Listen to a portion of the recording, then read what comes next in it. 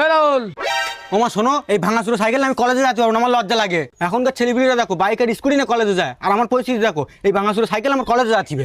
তুমি এখনকার যুগে শুধু 50 টাকা দাও আমার হাত খরচা করতি। এই শোন, অন্যের জিনিসপত্র দেখে যারা লোভ করে না তাদের সারা জীবন কষ্টই পেতে হয়। আমিও তোর মতো থাকতে এরকম ভাঙাচোরা সাইকেল নিয়ে স্কুলে যেতাম, তা আমি তো কোনোদিন ওরকম তোর মতো দ্বিধাবোধ করিনি। আমারও তোর মতো এরকম 50 টাকা করে হাত খরচা দিত, তাও আমি কারো জিনিস দেখে এরকম লোভ করতাম না, আমি পরিস্থিতিটা বুঝতাম। তোমার এই ডায়লগ আমি 1000 বার শুনেছি, আমার বাইক লাগবে তাই জানি। মানি তুমি যখন আমার সবসময় মিটে দিতে পারবো না, তাহলে আমার জন্ম দিলে কেন? রাহুল, আমি তো মনে করতাম তুই আমার একটা ভালো বন্ধু, কিন্তু আজকে তোর ব্যবহার দেখে মনে হচ্ছে তোর মতন একটা জঘন্য ছেলে এই গ্রামে নেই। সামান্য স্কুটি আর মোটরসাইকেলের জন্য তুই কাকিমার সাথে এরকম ভাবে কথা বলছিস?